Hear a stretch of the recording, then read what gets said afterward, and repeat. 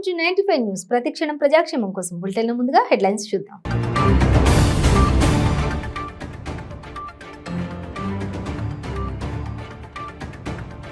ఘోషిస్తున్న జీవనది గోదారమ్మ, అక్రమ మార్గంలో తరలి వెళ్తున్న ఇసుక.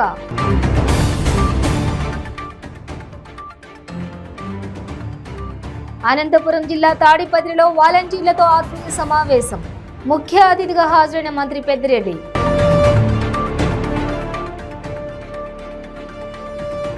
మదనపల్లిలో ఇళ్ల స్థలాలపై కలెక్టర్ సమీక్ష. వచ్చే ఎన్నికల్లో వైసీపీ గెలుపు ప్రతి ఒక్కరూ కృషి చేయాలని పిలుపు.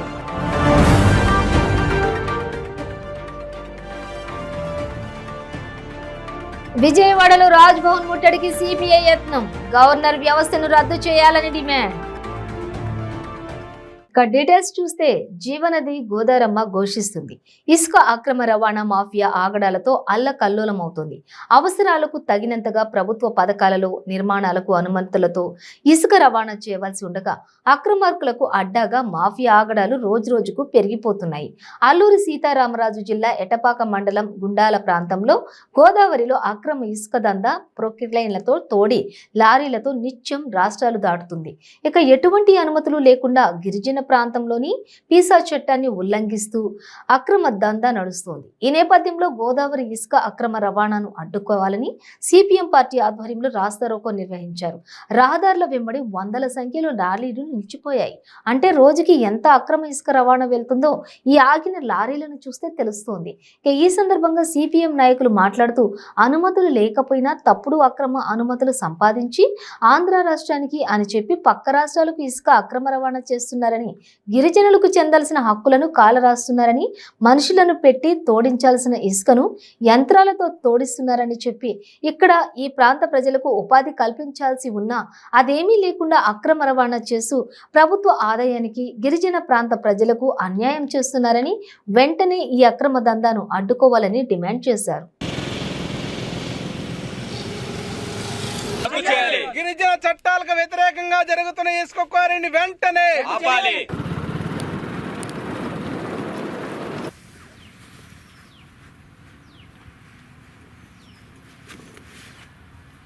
చట్టానికి విరుద్ధంగా జరుగుతున్న ఇసుక క్వారీని వెంటనే ఆపాలి. గిరిజన సొసైటీలను గ్రామ పంచాయతీలను మోసం చేస్తున్న జేపీ కంపెనీ పర్మిషన్ వెంటనే పర్మిషన్ లో నడుపుతున్న జేపీ కంపెనీ ఇసుక పర్మిషన్ వెంటనే ఏజెన్సీలో అక్రమ పర్మిషన్లతో ఇసుక క్వారీ నడుపుతున్న జేపీ కంపెనీ పర్మిషన్ వెంటనే గుండాల గ్రామ పంచాయతీకి సొసైటీకి నిధులు ఇవ్వకుండా నడుపుతున్న ఇసుక క్వారీని వెంటనే గ్రామ పంచాయతీ అభివృద్ధికి నిధులు ఇవ్వకుండా నడుపుతున్న ఇసుక క్వారీని వెంటనే ఆపాలి. నా పేరు I Venkateswararao, CPM party Etapaka మండల కార్యదర్శిని. ఈరోజు మేము గుండాల పంచాయతీ పరిధిలో ఉన్న ఇసుక ర్యాంపు దగ్గర ధర్నా చేస్తున్నాము. కారణం ఏంటంటే ఏ అనుమతులు లేకుండా తప్పుడు అనుమతులతోటి ఈ ర్యాంపు నడుస్తూ ఉంది. ఈ ర్యాంపు నడుస్తున్న ప్రాంతం గిరిజన ప్రాంతం. 5th షెడ్యూలు పెసా యాక్ట్ ప్రకారం నడవాలి. ఈ పెసా యాక్ట్ ప్రకారం నడవాలి అంటే ఈ వచ్చిన మైనింగ్ ద్వారా వచ్చిన నిధుల్లో సగభాగాన్ని అభివృద్ధికి కేటాయించాలి. ఈ పంచాయతీ గుండాల పంచాయతీకి ఆ కేటాయించడం లేదు. ఈ జరిగే పనులు కూడా యంత్రాలతో చేయకూడదు, మనుషులతో చేయాలి. చేసిన తర్వాత ఆ మనుషులకు ఉపాధి కల్పించాలి. ఇక్కడ జరుగుతున్న మైనింగ్ వల్ల ఈ ప్రాంతానికి అభివృద్ధికి ఉపయోగపడాలి తప్ప ఈ ప్రాంతాన్ని మోసం చేసేటట్టు, ఈ ప్రాంతాన్ని ధ్వంసం చేసేటట్టు ఉండకూడదు. కానీ జరుగుతున్నది అదే. గుండాల పంచాయతీ పరిధిలో రోడ్లన్నీ నాశనం అయిపోయాయి. గుండాల పంచాయతీ పరిధిలో ఉన్న ఇల్లులన్నీ మొన్నటి వరదలో కొట్టకపోయే పరిస్థితి వచ్చింది. ఈ వరద గతంలో వచ్చిన వరదలు ఈ ర్యాంపు లేనప్పుడు పట్టే నీళ్లు వచ్చే పరిస్థితి వేరుగా ఉండేది. కానీ ఈసారి వచ్చిన వరదలు ర్యాంప్ ఏర్పడటం వల్ల ముందుగానే వచ్చి గతం కంటే ఎక్కువగా వరద ప్రమాదం సృష్టించి మనుషులు ప్రాణాలు అరిచేతిలో పెట్టుకుని బతికిన పరిస్థితి, పశువులన్నీ కొట్టకపోయిన పరిస్థితి. అటువంటి పరిస్థితుల్లో సిపిఎం పార్టీ ప్రజలను కాపాడటం కోసం అనేక ఇబ్బందులు పడి కాపాడుకున్న పరిస్థితి ఉంది. కానీ ఈ ప్రాంతానికి అభివృద్ధికి ఏ రూపాయి కేటాయించకుండా తప్పుడు పద్ధతుల్లో ఒక పీసా యాక్ట్ కోసం ఒక పర్మిషన్ పెడతారు. ఇక్కడ తోడుకుపోయేదో జేపీ కంపెనీ. జేపీ కంపెనీ పేరుతోటి పీసా యాక్ట్లో పర్మిషన్ లేదు.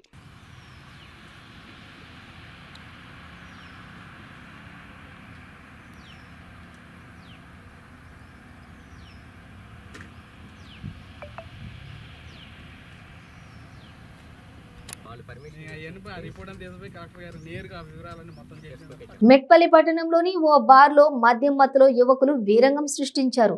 సిగరెట్ డబ్బులు అడిగినందుకు బార్ వేయర్పై రాయితో దాడి చేసి గాయపరిచారు.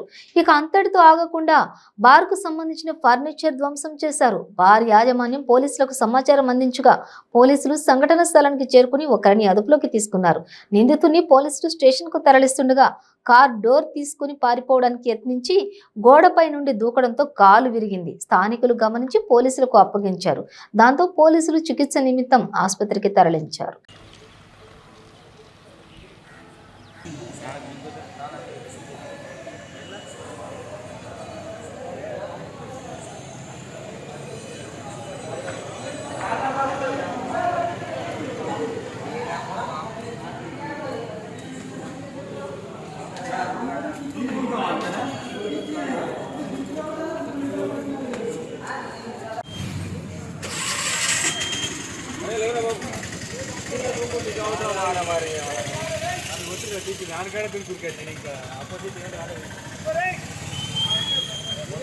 తాయిండు తాగలేడు నాకు తర్వాత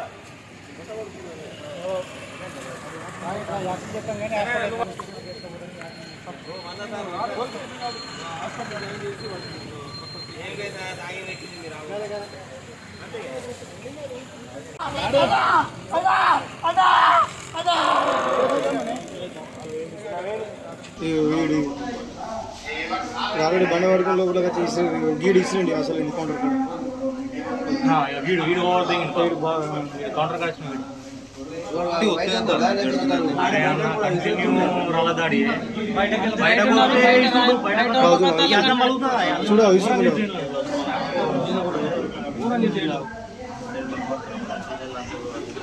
కొంచెం బ్యాక్ బ్యాక్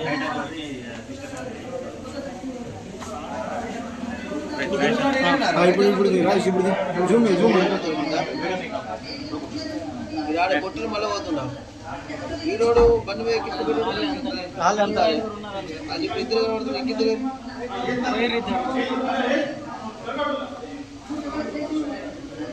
ముంగడు పోయి ఇప్పుడు వేస్తుంటారు. ఇప్పుడు బండ పట్టి కొడతారు ఇప్పుడు మళ్ళీ ఆగి ఇప్పుడు మారుతారు.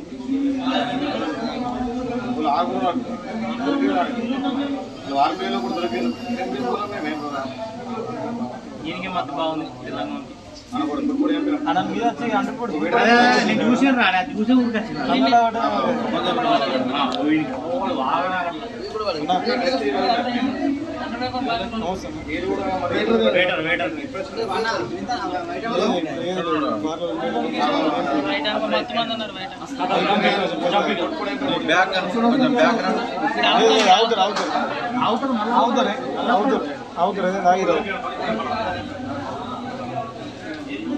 చూడ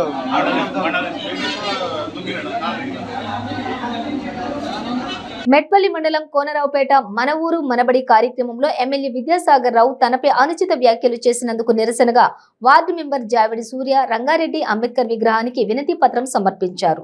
ఆత్మగౌరవాన్ని దెబ్బతీసే విధంగా వ్యవహరించిన ఎమ్మెల్యేపై తక్షణమే చర్యలు తీసుకుని తనకు తగిన న్యాయం జరపాలని అంబేద్కర్ విగ్రహానికి వినతి పత్రం అందించారు. ఈ కార్యక్రమంలో పట్టణ కాంగ్రెస్ పార్టీ అధ్యక్షులు జట్టిలింగం, బ్లాక్ అధ్యక్షులు అల్లూరి మహేందర్ రెడ్డి, మండల అధ్యక్షులు తిప్పిరెడ్డి, కాంగ్రెస్ పార్టీ నాయకులు, గ్రామస్తులు పాల్గొన్నారు.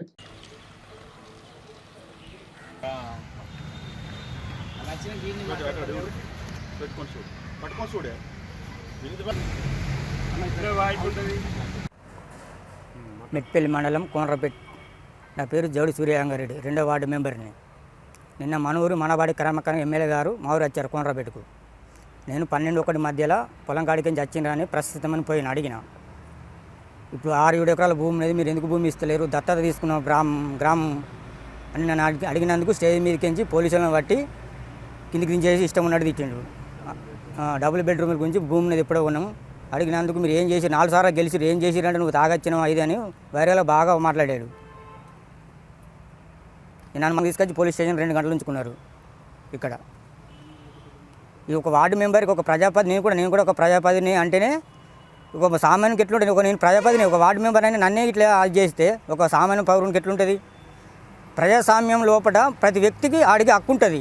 ఒక అధికారిని అడిగే హక్కు ప్రతి ఒక్క వ్యక్తికి ఉంటుంది. అడిగినంత మాత్రం నువ్వు సమాధానం చెప్తే చెప్పు, లేకుండా లేదు.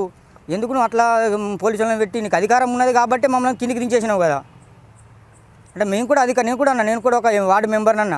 అయినా నేనకుంటే ఇష్టం ఉన్నట్టు ఇచ్చి ఒక మాలలు ఉన్నాడు, ఒక మాలలు ఉండి కూడా అట్లా ఇష్టం ఉన్నట్టు తిట్టిండు. ఆ వీడియో మీకు కూడా ఉన్నది. అది కోనరావుపేట అనే గ్రామం. ఆ గ్రామంలో నిన్న మన ఊరు మనబడి అనే కార్యక్రమానికి ముఖ్య అతిథిగా వెళ్ళినటువంటి ఎమ్మెల్యే విద్యాసాగరరావు గారిని స్థానిక 2వ వార్డు మెంబరు అయినటువంటి జౌడి గంగారెడ్డి అనే ఈ వ్యక్తి, సార్ మా గ్రామంలో 7 ఎకరాల 8 ఎకరాల భూమి ప్రభుత్వ భూమి ఉంది, ఇప్పటికి ఒక డబుల్ బెడ్రూమ్ ఇల్లు కూడా కాలేదు. అట్లే మీరు మా ఊరిని మీరు దత్తత తీసుకున్నారు, దత్తత తీసుకొని కూడా ఇప్పటికి అభివృద్ధికి నోచుకోలేదు. మరియు మీరు బాండ్ పేపర్ మీద ఎలక్షన్లప్పుడు బాండ్ పేపర్ మీద రాసిచ్చిర్రు పలు అభివృద్ధి కార్యక్రమాల గురించి, అవి కూడా నెరవేరలేదు అని చెప్పి స్టేజ్ పైన ప్రశ్నిస్తే సదరు వ్యక్తిని, జౌడి గంగారెడ్డి అనే వ్యక్తిని, నువ్వు తాగుబోతు అనుకుంటూ ఇష్టం వచ్చినట్టు తాగొచ్చినావా ఏం చేసినావా అని ఇష్టం వచ్చినట్టు తిట్టిండు. కోరుట్ల డివిజన్ లో భారత కమ్యూనిస్టు పార్టీ ఆధ్వర్యంలో సి ప్రభాకర్ భవన్ నుండి ఆర్డీఓ మరియు ఎంఆర్ఓ కార్యాలయం వరకు ర్యాలీ నిర్వహించి ధర్నా చేశారు. అనంతరం అర్హులైన పేదలకు డబుల్ బెడ్రూమ్లు కట్టించి ఇవ్వాలని, అలాగే వృద్ధులకు, వికలాంగులకు, వితంతువులకు ఆసరా పెన్షన్ ఇవ్వాలని తహసీల్దార్ కు వినతి పత్రం అందజేశారు. ఈ ధర్నాలో సిపిఐ జిల్లా నేత, ఏఐటియుసి జిల్లా అధ్యక్షులు సుతారి రాములు, పట్టణ కార్యదర్శి ఎన్ఎం రాధా మాట్లాడుతూ తెలంగాణ రాష్ట్రం ప్రభుత్వం ప్రజా సమస్యలు పరిష్కరించకపోవడంలో నిర్లక్ష్యం వహిస్తుందన్నారు. ఎన్నికలకు ముందు ఇచ్చిన హామీలు నెరవేర్చకుండా కాలయాపన చేస్తుందని అన్నారు. భారత కమ్యూనిస్ట్ పార్టీ ఆధ్వర్యంలో అన్ని కొరుట్ల పట్టణంలో 33 వార్డులు మరి దాదాపు గత ఎన్నికలప్పుడు అంటే 2014 ఓట్లు తెలంగాణ రాష్ట్రం ఏర్పడ్డప్పుడు తెలంగాణ రాష్ట్రంలో పేదవాళ్ళందరికీ అన్నీ ఇస్తాం, ఏమి ధర్నా చేయకుండా, ఉద్యమా చేయకుండా, ఇందిరా చౌకనే అవసరం లేదు, మన తెలంగాణ అన్ని వసతులు ఏర్పడతాయని చెప్పి రాష్ట్ర ముఖ్యమంత్రి గారు చెప్పడంతో మనం కొట్లాడి సాధించుకున్నాం. తెలంగాణ వచ్చింది. మరి తెలంగాణ వచ్చిన తర్వాత ఎన్నికలు వచ్చినాయి. ఎన్నికల ఉద్యమాల్లో గెలిచిన తర్వాత మేము అన్ని వసతులు కల్పిస్తామన్నారు. కాంగ్రెస్ గవర్నమెంట్ ఇచ్చిన ఇండ్లు ఏంది, అలా ఉండరాదు, చుట్టాలత్త ఉండరాదు, బంధువులు అత్త ఉండరాదు, మరి ఆ 70 ఇండ్లు ఎందుకు, నేను డబుల్ బెడ్రూమ్ కట్టిస్తా అని చెప్పి దాదాపు 8 సంవత్సరాల ఇప్పటికి 8 సంవత్సరాలలో మన కొరుట్లలో కొరుట్ల పట్టణంలో చెప్తున్న విషయం. ఇక్కడ చాలా చోట్ల కూడా అందరూ ఇబ్బంది ఉన్నారు. కానీ కొరుట్లలో 1573 మంది మరి అర్హులైన పూర్తిగా ఇల్లు లేదు, అంటే ఇంకా తండ్రి కొడుకులు వేరే పట్టలు కాకుండా పూర్తిగా వెళ్ళిన 1573 మందికి డబల్ బెడ్రూమ్లు అర్హులైనట్టు మున్సిపాలిటీలో ప్రకటన చేసి రాసేసి అందరి బంధువైన భద్రాద్రి రామయ్య వైకుంఠ రామునిగా ముక్కోటి ఉత్సవాలను పురస్కరించుకుని వైకుంఠ ఉత్తర ద్వారం నుండి భక్త కోటికి దర్శనం ఇవ్వనున్నారు. ప్రతి ఏటా అంగరంగ వైభవంగా జరిగే ఉత్సవాలు శ్రీరామ నవమి, ముక్కోటి. ప్రస్తుతం ముక్కోటి ఉత్సవాలు కన్నుల పండువగా సాగుతున్నాయి. ఉత్సవాలలో భాగంగా భద్రాద్రి రామయ్య దశావతారాలలో రోజుకొక అవతారంలో దర్శనమిస్తున్నారు. దశావతారాలలో రాముని దర్శనం అనంతరం జనవరి 1వ తేదీన భావన పుణ్య గోదావరిలో వాహనంపై సీతాలక్ష్మణ సమేతుడై శ్రీరామచంద్రుడు విహరించనున్నాడు. ఆ వేడుకే తెప్పోత్సవం.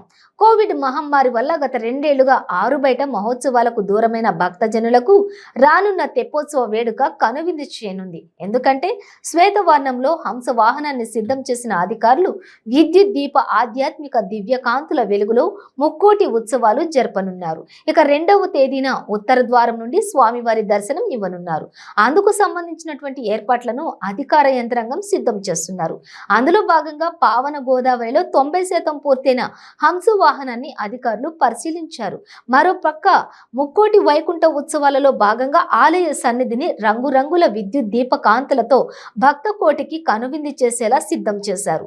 అందమైన వస్త్రాలంకరణ, పరిమళ పుష్పాల శోభాయమానంగా భద్రాద్రి భూలోక వైకుంఠ భక్త కోటికి దర్శనమిస్తుంది. ఈ సందర్భంగా ముక్కోటి ఉత్సవాల పరిశీలన అధికారి, రెవెన్యూ డివిజనల్ అధికారిని స్వర్ణలత మాట్లాడుతూ ఇక సుమారు 42 నుండి 50,000 మంది భక్తులు ముక్కోటి వైకుంఠ ఏకాదశి ఉత్సవాలు తిలకించేందుకు వచ్చే అవకాశం ఉందని, భక్తులకు ఎటువంటి అసౌకర్యం కలగకుండా ఏర్పాట్లను చేస్తున్నామని అన్నారు.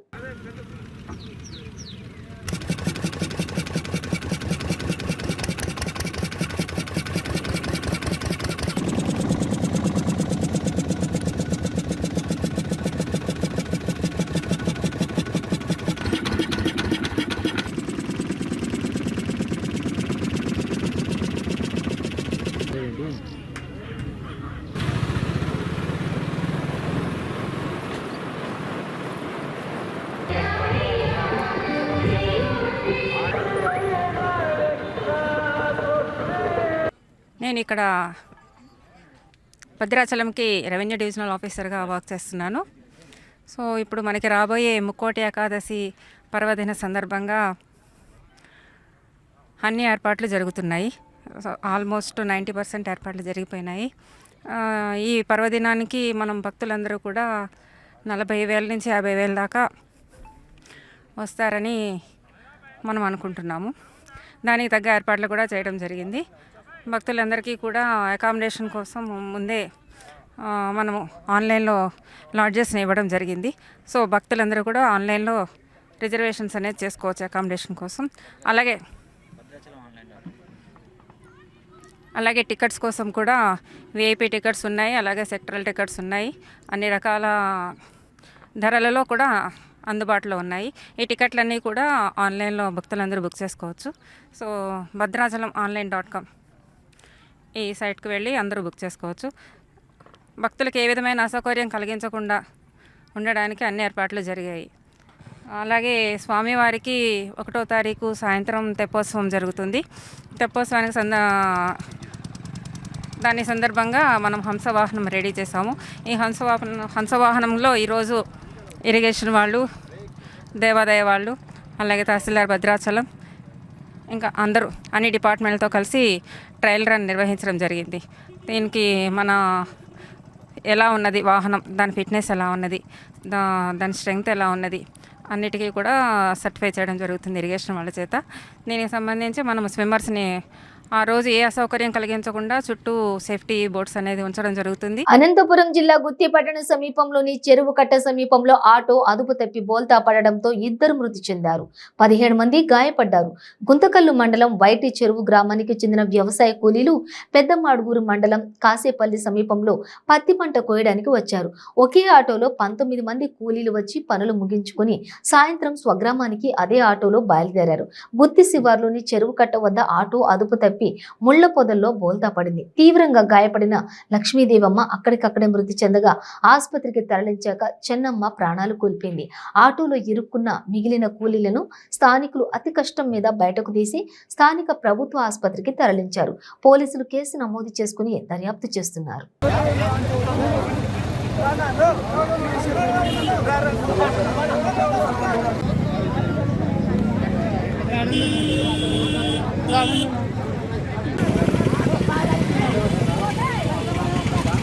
ఆటోలో ఎంతమంది ఉన్నారు?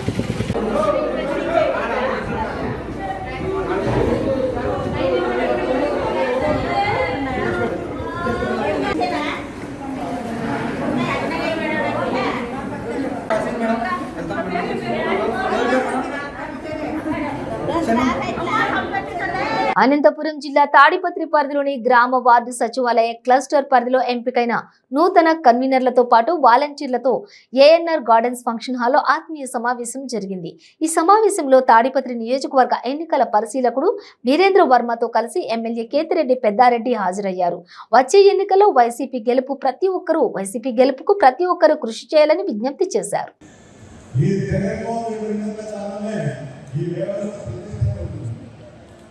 ఏది ఏ పొరపాటు చేసినా ఏ ఇబ్బందులు ఉంటే కనుక ఈ వ్యవస్థను చిన్నాభిన్నమైన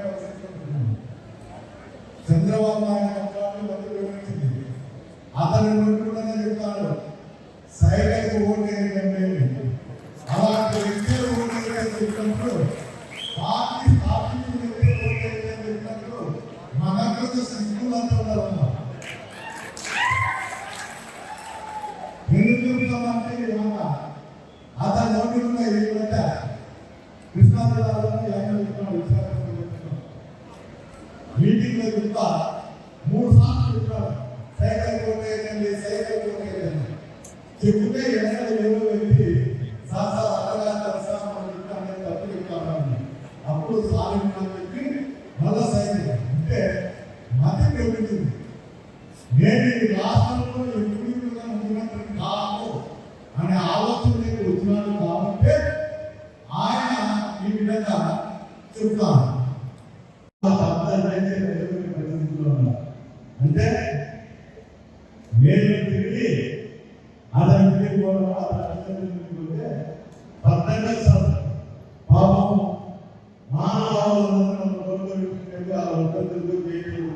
ఇళ్ల స్థలాల కోసం ఆర్జీలు పెట్టుకున్న వారందరికీ ఇళ్ల స్థలాలు కేటాయించేలా చర్యలు తీసుకోవాలని ఎమ్మెల్యే నవాజ్ బాషా అధికారులను కోరారు.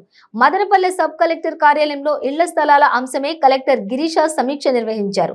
ఈ సమీక్షలో RGO Murali, municipal commissioner Pramila, tahsildar Srinivasulu తదితరులు పాల్గొన్నారు. ఈ సందర్భంగా ఎమ్మెల్యే మాట్లాడుతూ ముఖ్యమంత్రి జగన్మోహన్ రెడ్డి ఆదేశాల మేరకు ఇటీవల ఇంటి స్థలం కోసం ఆర్జీ పెట్టుకున్న ప్రతి ఒక్క అర్హునికి ఇంటి పట్టా మంజూరు చేయడం జరుగుతుందని తెలిపారు.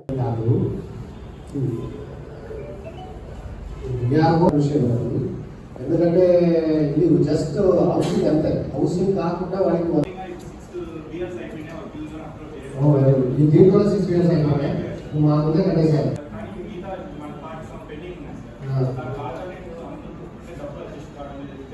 వైఎస్ఆర్ కడప జిల్లా కలెక్టరేట్ వద్ద కొద్దిసేపు ఉద్రిక్తత చోటు చేసుకుంది. జమ్మలమడుగు ఎమ్మెల్యే అనుచరులు, రైతులు పరస్పరం దాడికి దిగారు. కలెక్టరేట్ దగ్గరే ఘటన జరగడంతో పోలీసులు వెంటనే జోక్యం చేసుకుని శాంతింపు చేశారు. కడప జిల్లా పెద్దముడియం మండలంలోని రాజోలి జలాశయం భూసేకరణ పరిహారం విషయంలో ప్రశ్నించిన రైతులపై జమ్మలమడుగు ఎమ్మెల్యే అనుచరులు దాడికి దిగారు.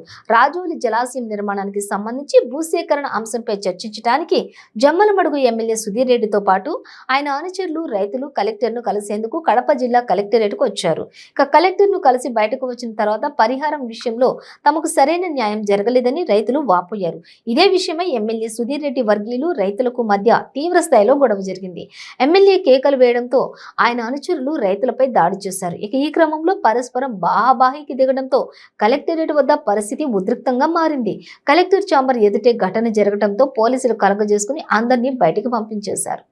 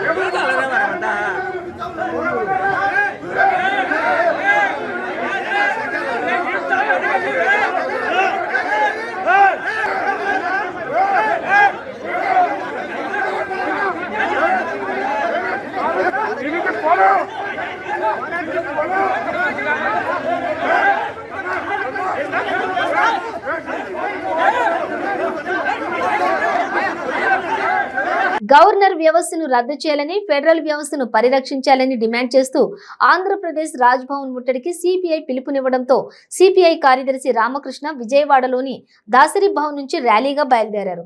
అప్రమత్తమైన పోలీసులు జిల్లా జైలు వద్ద అడ్డుకుని అరెస్ట్ చేసి స్టేషన్ కు తరలించారు.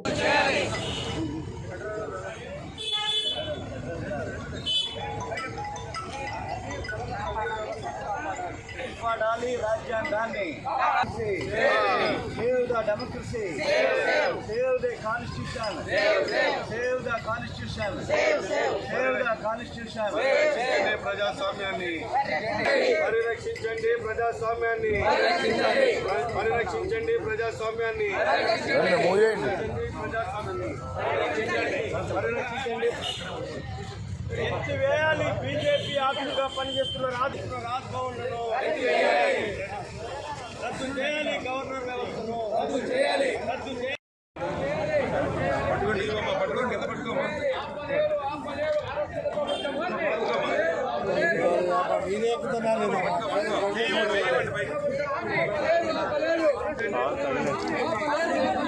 పక్క వచ్చేది పరిరక్షించండి పరిరక్షించండి పరిరక్షించండి పరిరక్షించండి పరిరక్షించండి పరిరక్షించండి ప్రజాస్వామ్యాన్ని పరిరక్షించండి పరిరక్షించండి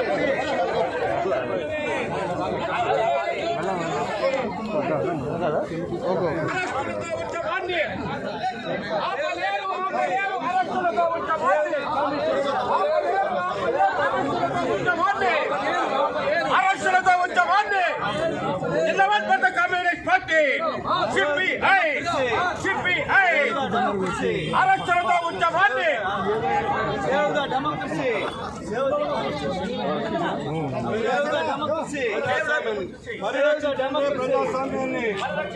ప్రజాస్వామ్యాన్ని డెమోక్రసీ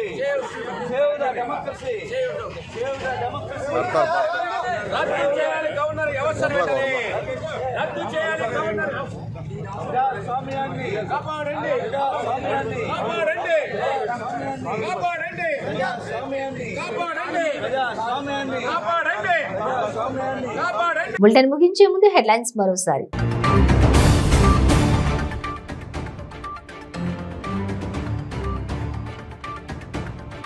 ఘోషిస్తున్న జీవనది గోదారమ్మ, అక్రమార్గంలో తరలి వెళ్తున్న ఇసుక.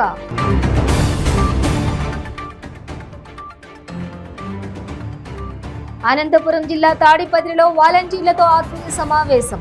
ముఖ్య అతిథిగా హాజరైన మంత్రి పెద్దిరెడ్డి.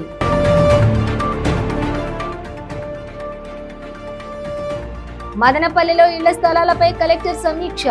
వచ్చే ఎన్నికల్లో వైసీపీ గెలుపు ప్రతి ఒక్కరూ కృషి చేయాలని పిలుపు.